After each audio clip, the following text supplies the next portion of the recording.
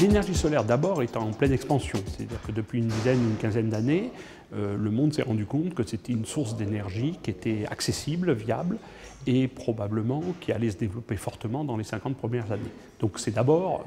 un énorme engouement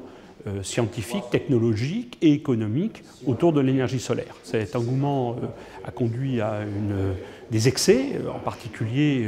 un excès d'investissement venant en particulier de la Chine, de l'Asie en général, mais de la Chine en particulier,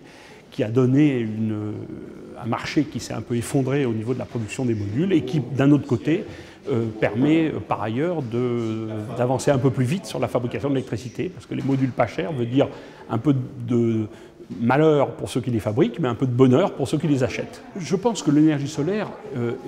commence à être utilisée et on commence à en voir de plus en plus d'applications.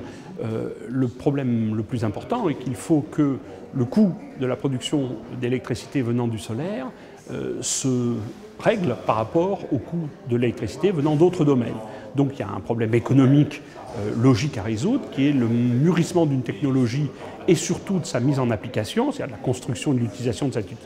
cette énergie, doit rejoindre petit à petit le coût de l'électricité en général, et c'est ce qui est en train de se produire. Si on ne fait rien, on ralentit sa potentialité de développement. Si on en fait trop, on casse la machine, comme c'est un peu arrivé d'ailleurs en France, en voulant être trop volontariste, on risque d'arriver dans des impasses pour des raisons qui sont trop loin de l'économie réelle. Ce que l'on voit, et c'est d'ailleurs très intéressant, c'est qu'il y a différentes formes d'exploitation de l'énergie solaire. L'une des formes, c'est pour fabriquer de l'électricité dans les pays matures. On parle des États-Unis, de l'Europe et bien évidemment de la Chine, qu'on peut considérer de ce point de vue-là comme un pays mature. Mais on voit aussi que ça permet de faire de la production locale d'électricité extrêmement intéressante en Inde, où petit à petit on voit remplacer, par exemple pour l'agriculture en Inde, la pompe branchée sur un moteur diesel pour produire l'énergie qu'il faut pour la pompe. On voit un système photovoltaïque, pompe électrique, qui est à la fois bien adapté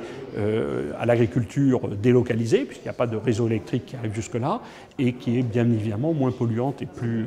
écologique que le système des moteurs diesel qui est particulièrement polluant et peu efficace.